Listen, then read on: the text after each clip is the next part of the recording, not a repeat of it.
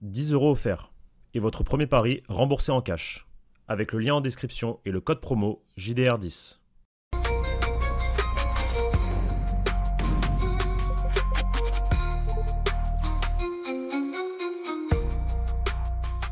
Bonjour à tous et bienvenue sur la chaîne YouTube du Journal du Real.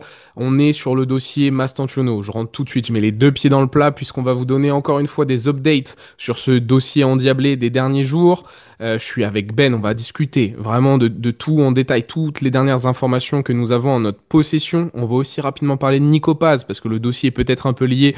Et aussi, on a une information concernant Carreras. Avant cela, vous avez un lien en description qui permet de soutenir la chaîne. Allez-y. Vous avez aussi un lien d'affiliation avec un bon maillot si vous voulez faire des super cadeaux à vos proches.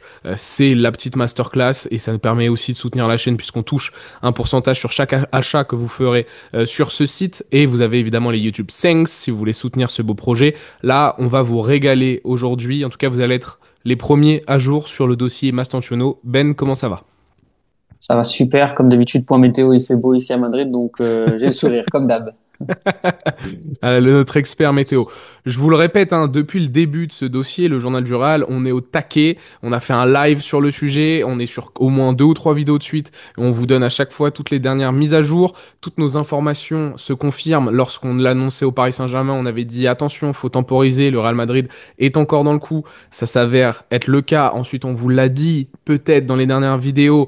Ça va se faire dès maintenant. Ou alors plein de possibilités, mais justement, on va vous faire un peu cette mise à jour. Ben, juste au niveau justement de la mise en contexte, tout ça, ou des dernières choses auxquelles on avait parlé avant, est-ce qu'il y avait des choses que tu as envie de rappeler avant qu'on rentre dans les dernières infos? Pour rappeler, j'aimerais bien rappeler le cas de Benjamin Garé. On en a fait un article ce matin dans le site, sur le site du Journal du Real, enfin, que j'ai fait. Pour rappel, moi, je pense que la possibilité que Franco Mastantuono arrive au Real Madrid, elle est assez haute.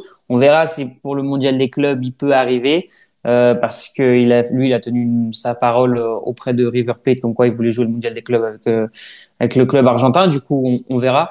Mais je tenais juste à apporter un peu de contexte à tout ça, c'est que si Franco Mastantuono veut arriver maintenant au Real Madrid, il pourra le faire. Pourquoi? Déjà parce qu'il a un passeport italien et les gens se diront ok, mais ça sert à quoi le passeport italien dans l'histoire? Eh bien, c'est que comme c'est un joueur donc européen, même s'il a le passeport argentin qui joue pour l'Argentine, il pourrait rejoindre le Real Madrid même s'il n'a pas encore accompli ses 18 ans. 18 ans. Ouais. Exactement, parce que dans le cas par exemple de Benjamin Garé, en 2016, il jouait à Vélez, il venait d'avoir 16 ans et il a quitté Vélez pour aller à Manchester City. Faut aussi le souligner gratuitement. Et Vélez avait porté plainte contre Manchester City auprès de la FIFA en déclarant que c'était un transfert illégal. Néanmoins, ça a été prouvé que Benjamin Garé avait un passeport italien. Du coup, vu l'article 19.2 B, je crois, ouais, de la FIFA, permet ce genre de transfert vu que c'est un joueur européen qui revient en Europe. Et aussi, c'est par rapport aux lois de l'Union européenne et la libre circulation des travailleurs. Du coup, en vrai, grosso modo, Franco Mastantuono, s'il veut jouer avec le Real Madrid maintenant pour le Mondial League Club, il peut le faire.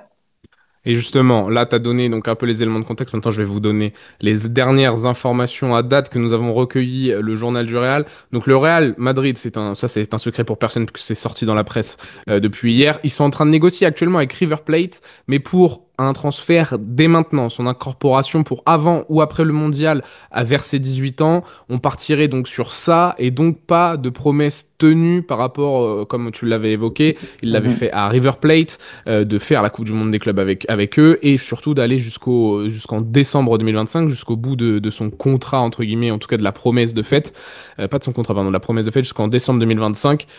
Ça, finalement, ça tomberait à l'eau parce que le Real est très très chaud pour l'avoir pour le mondial des clubs.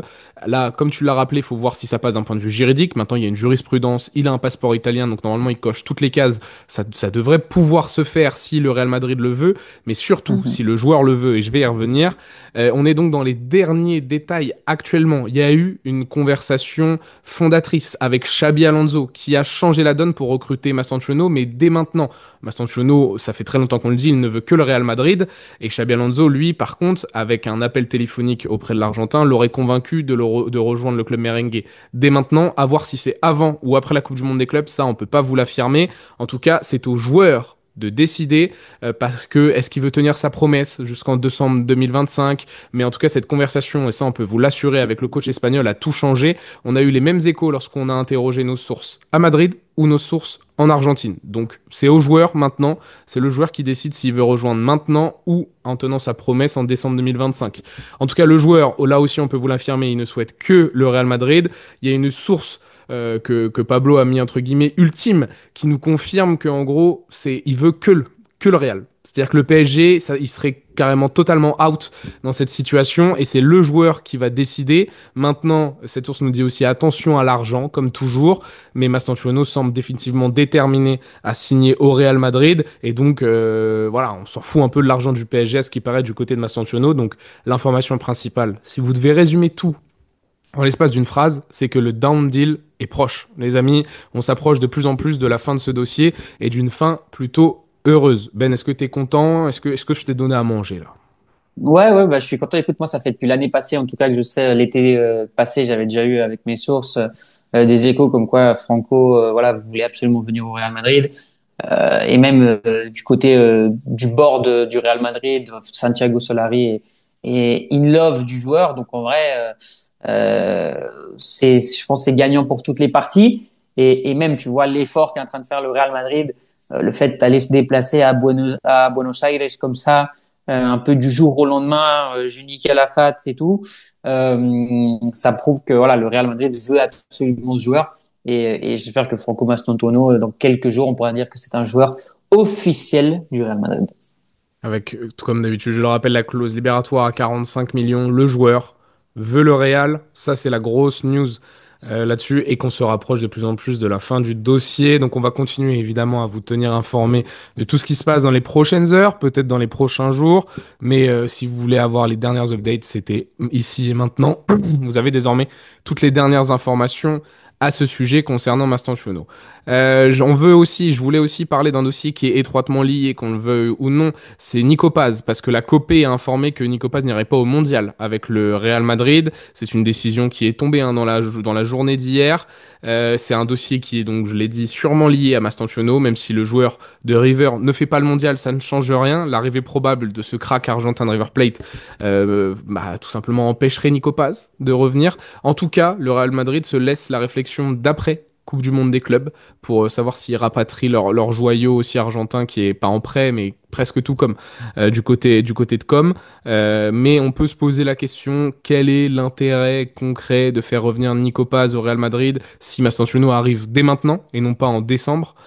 Franchement, les deux se marcheraient sur les pattes entre guillemets, profil gaucher, argentin, dans le même registre, même si Nico Paz est peut-être un joueur un peu plus axial que Mastantuono qui aime partir du côté droit. Donc voilà, c'était les petites infos de la Copé qui disent que dans tous les cas, il fera pas le mondial avec le Real Madrid. Il faudra voir comment est-ce que tu t'en sors avec Com. Après, moi, je le répète, le prendre pour 8 millions et au pire des cas, le revendre derrière 25, 30, 35, c'est que du bénéf. Et voire même, pourquoi pas le laisser encore un an du côté de Com et tu auras une clause de rachat l'été prochain à 9 millions, donc seulement 1 million de plus. Et si le joueur continue à exploser, on sera toujours sur quelque chose de très bénéfique. Donc il n'y a aucun intérêt à se presser, peut-être côté Real Madrid, sur le dossier Nico Paz, maintenant que Mastantuono avance très bien. Ouais, exactement. T'as tout dit. Après, moi, je suis plutôt déçu par rapport à ça parce que bon, vous me connaissez. Moi, je suis le mec qui adore les jeunes du Real Madrid, qui les suit beaucoup, du coup, qui est, on va dire, a envie de les voir péter avec la première équipe. Franchement, moi, j'aurais pris Nico Paz aussi justement pour 8 millions d'euros, comme tu l'as dit, parce que après, dans le pire des cas, tu peux le revendre pour une vingtaine ou peut-être taper la Antenne même, hein, je trentaine. pense, ouais. Ouais. Ouais, ce que j'allais dire. Ouais, tu peux taper peut-être la trentaine de millions. Mais je suis pour, par contre, qu'il reste à Com, comme tu l'as dit aussi, parce que je trouve qu'il a fait une très belle saison quand même. Com a fini 10e de Serie A, si je dis pas de bêtises. Il a marqué 6 buts, il a donné 8 assists.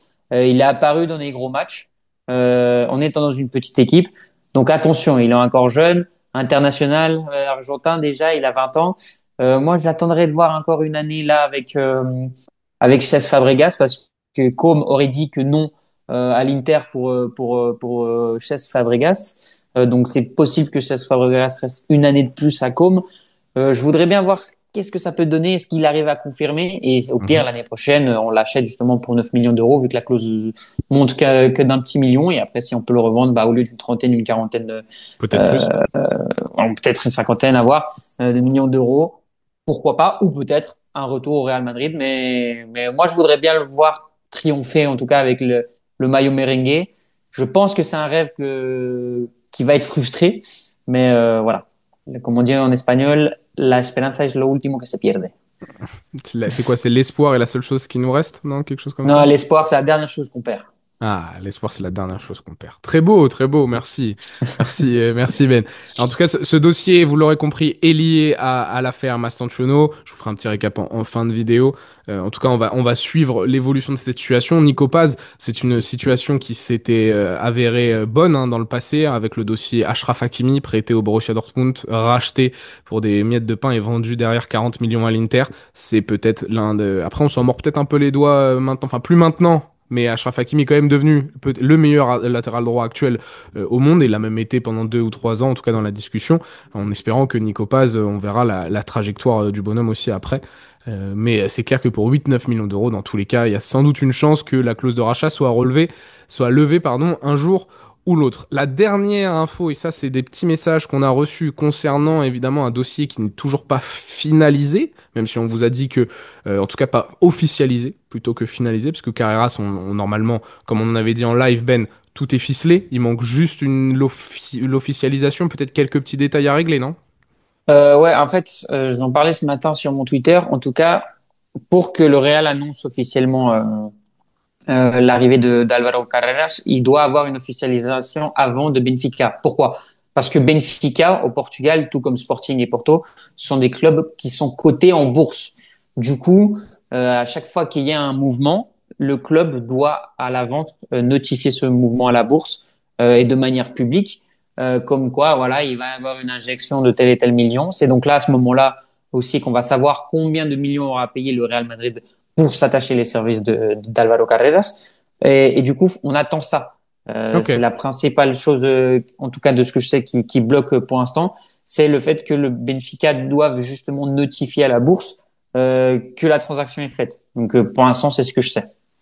Et nous, on a reçu un petit message ce matin d'une de nos sources qui nous dit très gentiment que le Real Madrid veut que Carreras s'entraîne lundi pour la reprise de l'entraînement. Donc autant vous dire que dans l'esprit de beaucoup de gens, voilà, c'est fait. Juste maintenant, il faut attendre l'officialisation et ils attendent Carreras à l'entraînement lundi du côté du Real Madrid puisque c'est la reprise de la saison le 9 juin et début de la préparation pour la Coupe du Monde des clubs. Si je vous fais un dernier petit récap, parce qu'on a fait les trois dossiers un peu chauds du moment, Mastantuono, on est proche du done deal, le destin est entre les mains du joueur. Est-ce qu'il va tenir sa promesse jusqu'en 2025 et rester à River Plate, ou est-ce qu'il va rejoindre le Real Madrid dès maintenant, puisqu'il peut le faire parce il a un passeport italien, parce que jurisprudence. Duca, rappelle-moi le prénom de monsieur de Vélez. À Benjamin Garré. Voilà, exactement, qui l'avait déjà fait dans le passé, et aussi la discussion avec Xabi Alonso qui a tout changé pour convaincre le joueur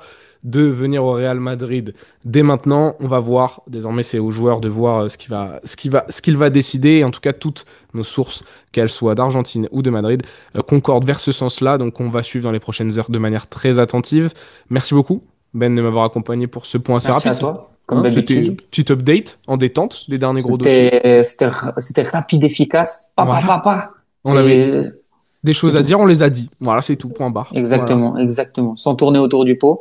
Et voilà, c'est tout. Voilà. Donc si, dites-nous en commentaire, évidemment, si vous êtes hype, encore une fois, par la venue de Mastantuono, est-ce que vous êtes déçu par rapport à Nico Paz? Est-ce que vous avez confiance pour Carreras en nos informations? Est-ce que vous doutez de nous peut-être? Dites-nous en commentaire tout ça, et surtout les amis, allez voir le site et les différents réseaux sociaux du Journal du Real. Vous êtes à jour sur tout si vous suivez de manière assidue les différents articles et les différents posts qui peuvent sortir.